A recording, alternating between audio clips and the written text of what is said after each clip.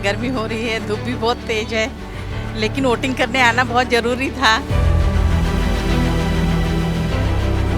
धूप होने के कारण से भी उत्साह नहीं नज़र आ रहा था चुनाव इस बार चुनाव में उत्साह नहीं है। धूप है वरना पर वोटिंग करना चाहिए, धूप रहे या कुछ भी रहे सबको वोटिंग करना चाहिए। चेहरे पर गमछा लपेटे हुए लाइन में लगे गटागट पानी से गला तर करते हुए कोई सुबह सुबह मतदान केंद्र पर चला आया तो दोपहर में आने वाला पानी की बोतल भी साथ लाया। और कुछ इसी तरह देश ने पहले चरण का मतदान निपटाया। क्योंकि लोग सुबह और शाम में आ रहे होंगे, क्योंकि अभी धूप बहुत तेज है तो अभी कम आ रहे हैं लोग। शाम में मिलेगी आपको भीड़। पूरा मुंह ढक के बैठी हैं धूप के कारण। जी बहुत तेज धूप है। बच्चे को भी प्रॉब्लम हो रही है? बच्चे को भी प्रॉब्लम हो रही, चश्मा लगाया बच्चे ने। शाम को आएंगे।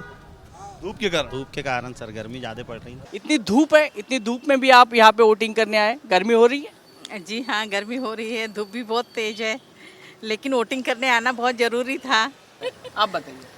सेम रिस्पॉन्सिबिलिटी है, जितना अधिकार है रिस्पॉन्सिबिलिटी भी है। सो धूप हो तब भी आना ही चाहिए, वोटिंग करनी ही चाहिए।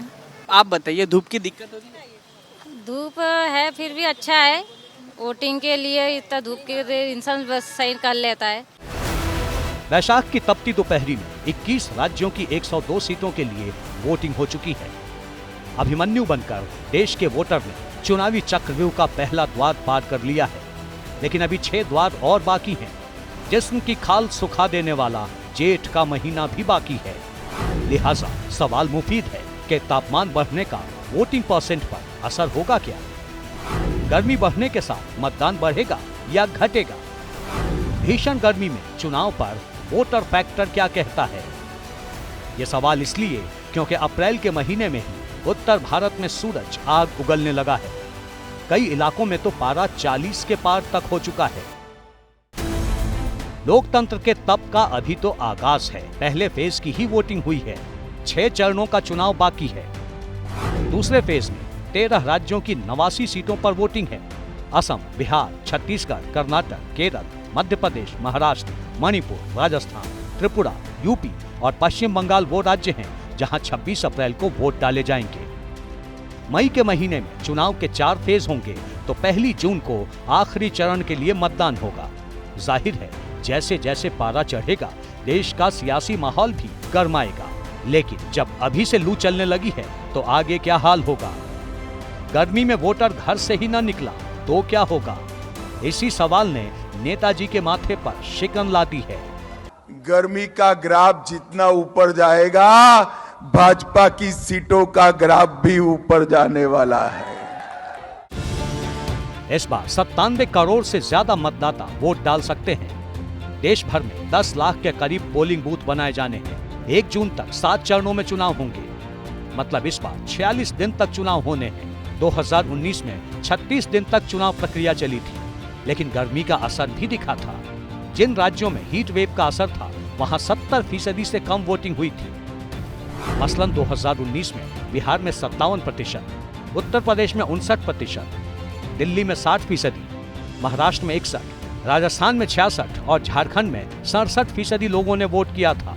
ये हालात तब थे जब पूरे देश में वोटर टर्नआउट 67.47% रहा था, लेकिन सिर्फ उन्हीं इलाकों में वोटिंग कम हुई थी जहां भीषण गर्मी थी। इसलिए आशंका जताई जा रही है कि जैसे जैसे गर्मी बढ़ेगी वोटर टर्नआउट पर असर हो सकता है।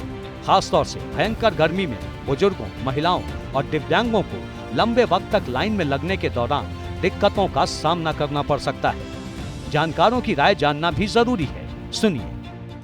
जब मतदाताओं के मन में परिवर्तन की इच्छा होती है तब वोट ज़्यादा पड़ता है, और इस बार 2014 में आप देखेंगे तो परिवर्तन का एक माहौल था और उसके चलते वोट ऑफ परसेंटेज काफ़ी अधिक पड़ा था गर्मी के बाद भी।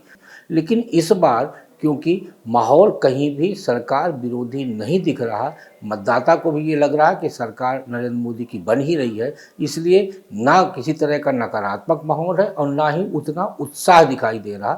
इस वजह से परसेंटेज थोड़ा आगे पीछे हो सकता है। चुनाव आयोग ने तारीखों के ऐलान के दिन ही वोटर को सचेत कर दिया था। गर्मी से निपटने के लिए इंतजाम दुरुस्त रखने का भी दावा किया था। वैसे ये पहली बार नहीं है जब गर्मियों में चुनाव हो रहे हैं।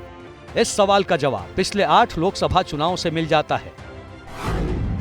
1991 में 20 मई से 5 जून के दौरान वोटिंग हुई थी। एवरेज मैक्सिमम टेम्परेचर 35 डिग्री के आसपास रहा। तब 55.9% वोटिंग हुई थी। 1996 में अप्रैल 27 से 7 मई तक चुनाव हुए, 57.9% वोटिंग हुई।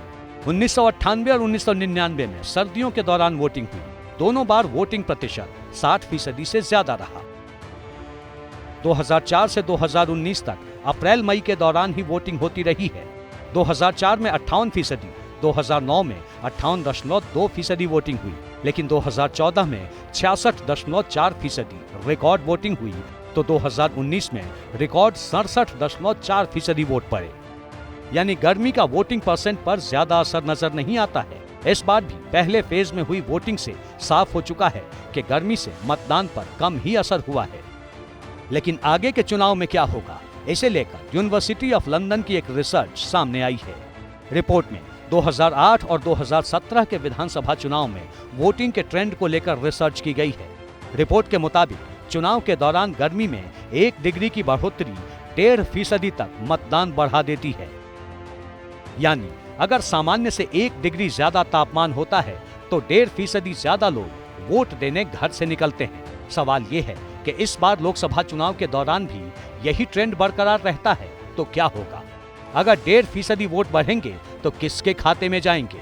इस सवाल का जवाब तो 4 जून को ही मिलेगा।